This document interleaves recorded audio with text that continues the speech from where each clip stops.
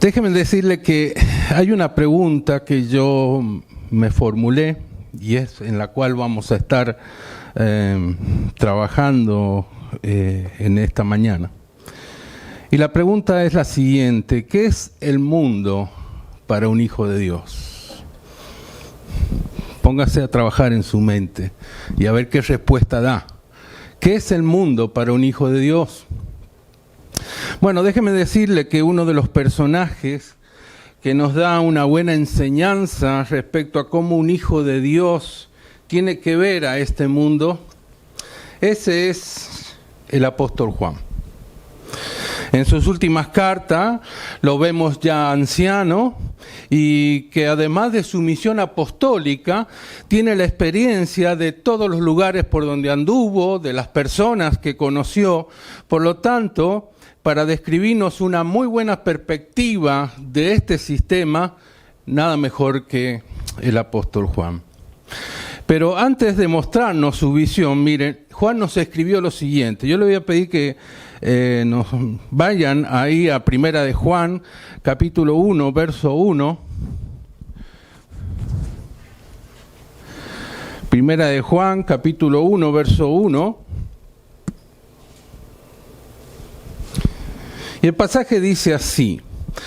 Juan comienza diciendo lo que era desde el principio, lo que hemos visto, lo que hemos oído, lo que hemos oído, lo que hemos visto con nuestros ojos, lo que hemos contemplado y palparon nuestras manos tocante al verbo de vida, porque la vida fue manifestada y la hemos visto y testificamos y os anunciamos la vida eterna, la cual estaba con el Padre y se nos manifestó.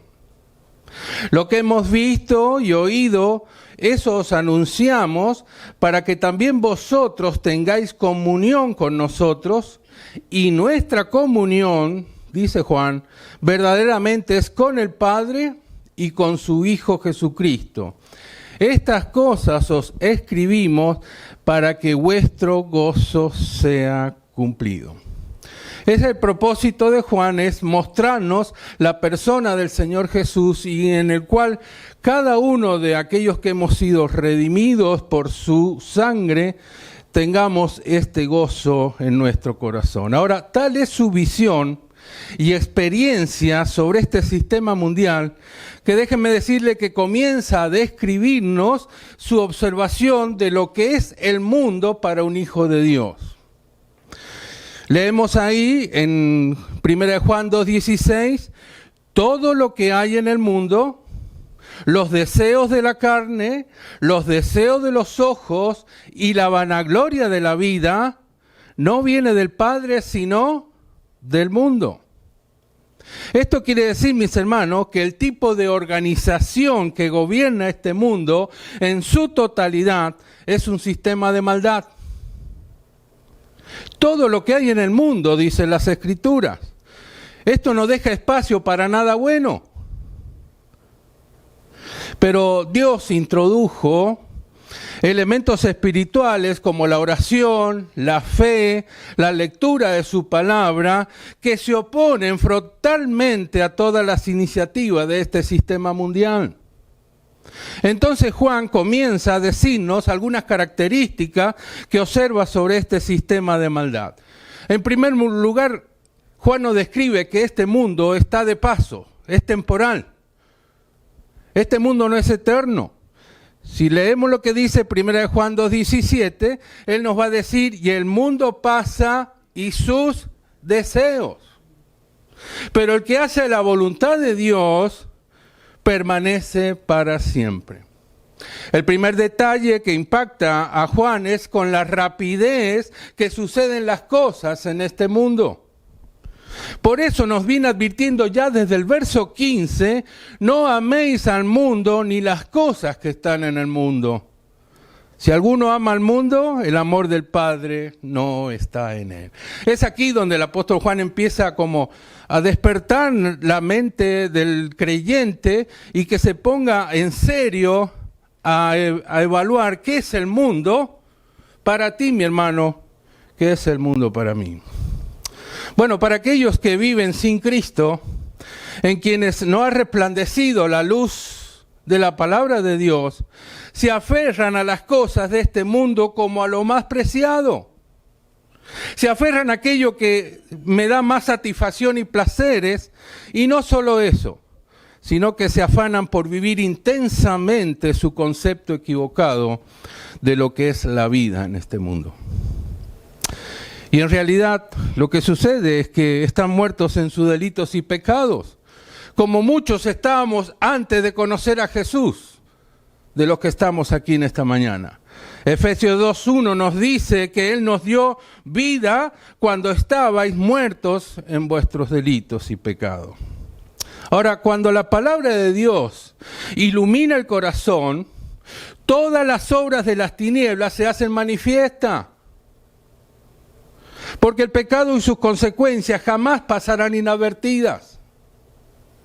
Al permitir que la palabra de Dios nos vaya transformando, en cuando comprendemos que no hay sentido en vivir de acuerdo con lo que el mundo ofrece. Mis hermanos, las satisfacciones que se adquieren pronto pasan, justamente porque son transitorias, pero no lo harán sin dejar heridas profundas que afligen el alma.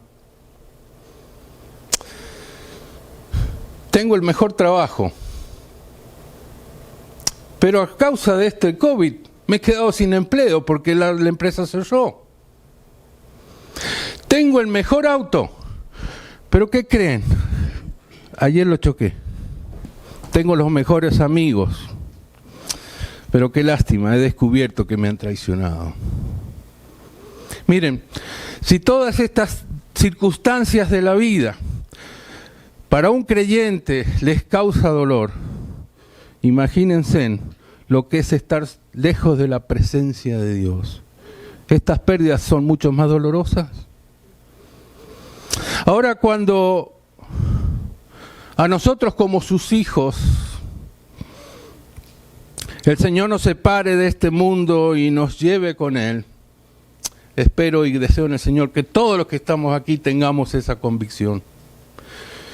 ¿Qué expectativas queda para aquellos que se han aferrado a todo lo que ofrece en este mundo? ¿Qué creen? Miren, hay una ilustración bien práctica que el Señor nos pone ahí en su palabra, en Lucas 12:18, donde un hombre dice que dice lo siguiente: derribaré mis graneros y los edificaré mayores, y allí guardaré todos mis frutos y mis bienes, y diré a mi alma: alma, muchos bienes tienes guardado para muchos años, repósate, come, bebe, regocíjate. Pero Dios le dijo: necio, esta noche vienen a pedirte tu alma, y lo que has provisto, ¿de quién será? Así es el que hace para sí tesoros, dice la Escritura, y no es rico para Dios.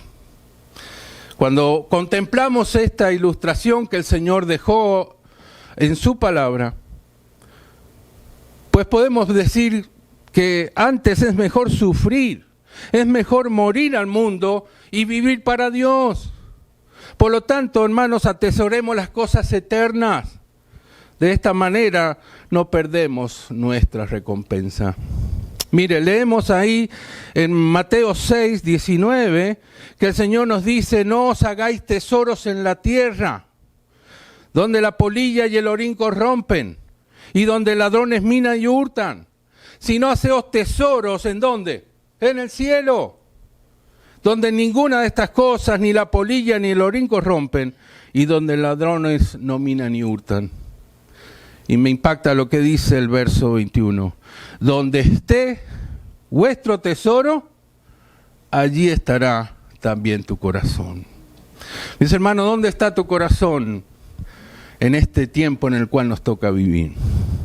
¿Qué es el mundo para ti? Pablo, conforme a su propia experiencia, nos dice ahí en 2 Corintios 4:17, esta leve tribulación momentánea produce en nosotros un cada vez más excelente y eterno peso de gloria.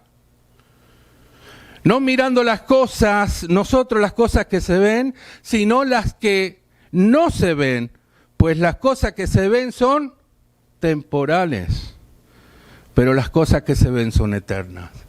En esa ecuación es la que Dios nos quiere, a ti y a mí, para que tengamos una muy buena perspectiva de lo que es el mundo para nosotros como creyentes. Pero miren, no solamente Juan observa que este mundo es transitorio, sino que observa que este mundo es ignorante a la presencia de Dios. Si ustedes leen ahí 1 Juan 3:1, él está diciendo, este mundo no nos conoce porque no le conoció a él.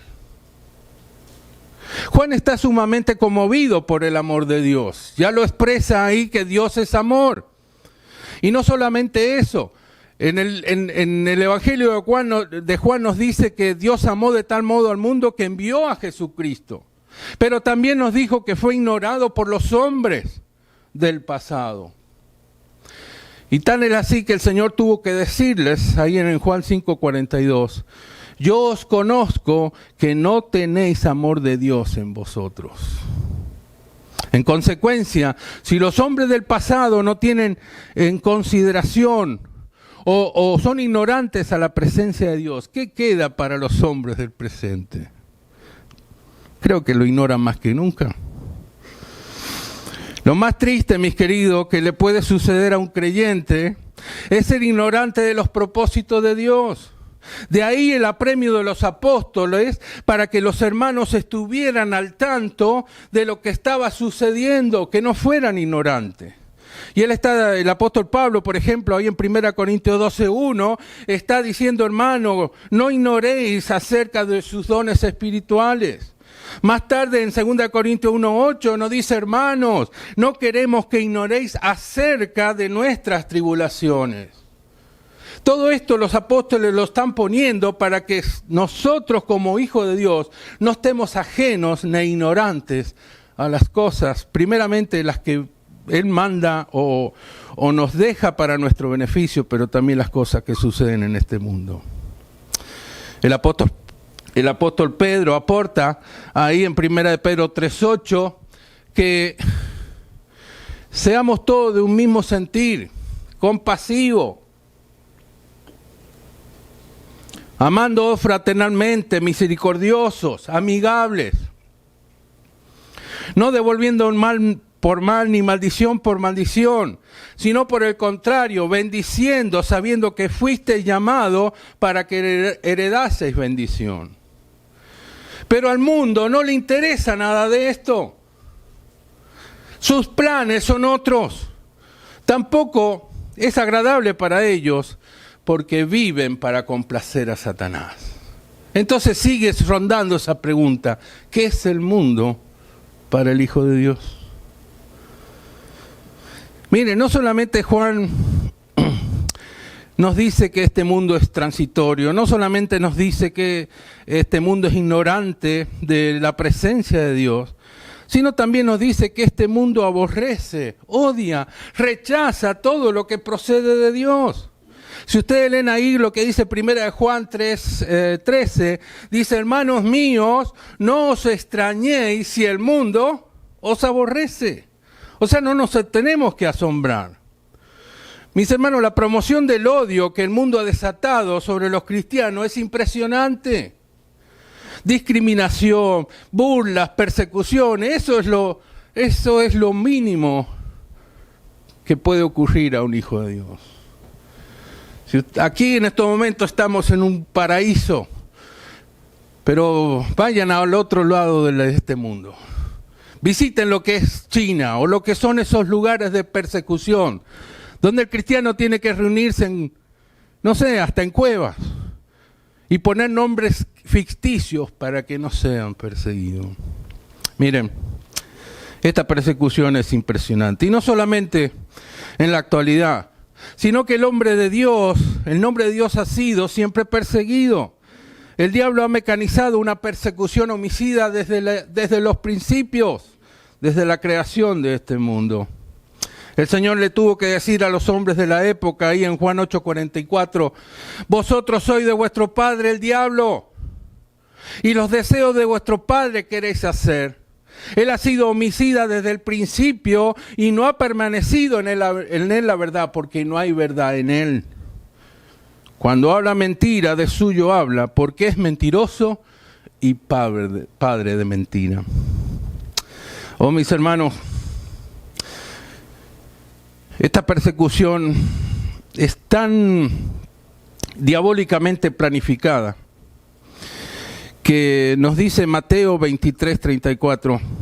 El Señor les decía a los hombres de esa época: yo os envío profetas y sabios y escribas, y de ellos a unos mataréis y crucificaréis, y a otros azotaréis en vuestras sinagogas y perseguiréis de ciudad en ciudad.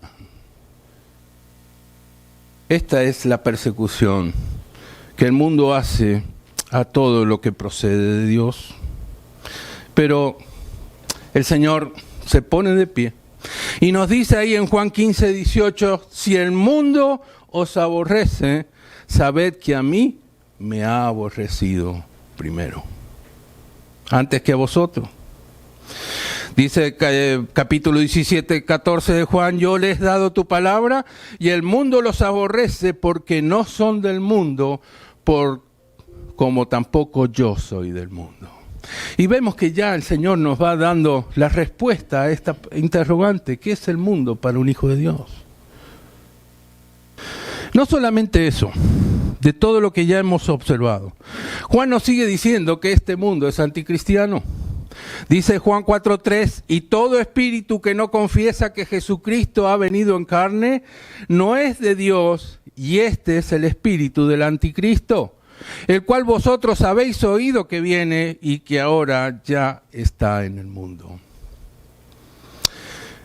No hay términos medios, mis hermanos. Quien no quiere a Dios, indefectiblemente sirve al diablo. No hay término medio. Por lo tanto, el testimonio cristiano no puede ser otro que el vinculado con el señorío de Cristo.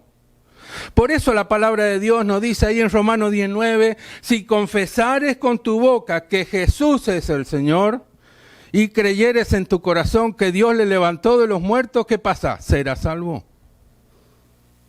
Esta confesión resulta intolerante para el sistema mundial plasmado de pecado. Pablo nos dice ahí en Romanos 1:18 que la ira de Dios se revela desde el cielo contra toda impiedad e injusticia de los hombres que detienen con injusticia la verdad. Por eso el apóstol Pablo nos exhorta ahí en 2 de Timoteo 2:16: evita profanas y vanas palabrerías, porque conducirán más y más a la impiedad. Miren, la enseñanza del Espíritu Santo es la renuncia a la impiedad y da la bienvenida a la vida que Dios nos ofrece. Vemos ahí en Tito, por ejemplo, 2:12, que nos enseña que renunciando a la impiedad y a los deseos mundanos, vivamos en este siglo sobria, justa y piadosamente, aguardando la esperanza bienaventurada y la manifestación gloriosa de nuestro gran Dios y Salvador Jesucristo. Mis hermanos, es natural que este mundo cree un ambiente de rechazo y que el testimonio sufra constantemente embates. Pero no debemos callar y siempre estemos dispuestos a depender de Dios para triunfar. Juan no solo describe que el mundo pasa, que el mundo es ignorante de la presencia de Dios, que el mundo rechaza todo lo que procede de Dios y que el mundo es totalmente anticristiano, también nos describe que el mundo, y esto es la victoria para el creyente, el mundo es inferior al Hijo de Dios. Ahí 1 de Juan 4:4 nos dice: hijitos, vosotros sois de Dios y los habéis vencido, porque mayor es el que está en vosotros que el que está en el mundo. Mientras que el maligno actúa en el mundo, constantemente para hacernos sentir mal, para hacernos desviar de la mente de Dios o pensar en Él, el Señor nos dice que Él ha vencido este mundo.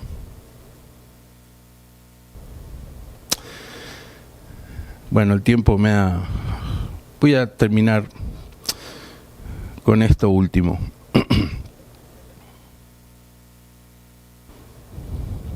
Una ilustración.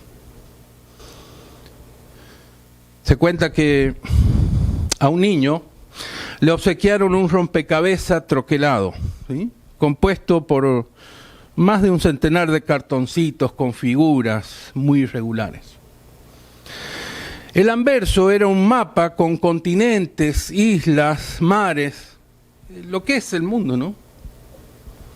Al comenzar la tarea, el niño observó que en el reverso había otra figura, nada menos que la de un hombre. En lugar de tomarse el trabajo de armar el mundo, el niño comenzó por el hombre y en pocos minutos el trabajo estuvo concluido. «Ya está, papá», dijo mostrando su ingenio. «¿Cómo pudiste componer tan complicado mundo en tan poco tiempo?», dijo el padre. «Es que no comencé por ese lado, sino por el otro, porque pensé que si podía armar al hombre, el mundo se compondría solo». Mis hermanos, esta ilustración es apropiada para responder a esta pregunta. ¿Cómo es el mundo para un hijo de Dios?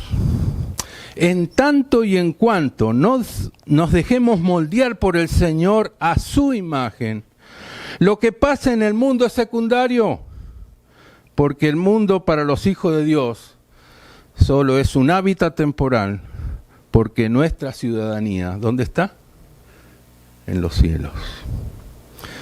Ahí nos dice Filipenses 3:20, mas nuestra ciudadanía está en los cielos, de donde también esperamos al Salvador, al Señor Jesucristo. Y quiero terminar con esta última lectura de Hebreos 13, 14 y 15. Mis hermanos, no tenemos aquí ciudad permanente, sino que buscamos la porvenir. Así que ofrezcamos siempre a Dios, por medio de Él, sacrificios de alabanza, es decir, frutos de labios que confiesen su nombre. Que Dios nos bendiga y espero que hayas evacuado y dado una buena respuesta en tu mente, ¿qué es el mundo para un hijo de Dios? Que Dios nos bendiga.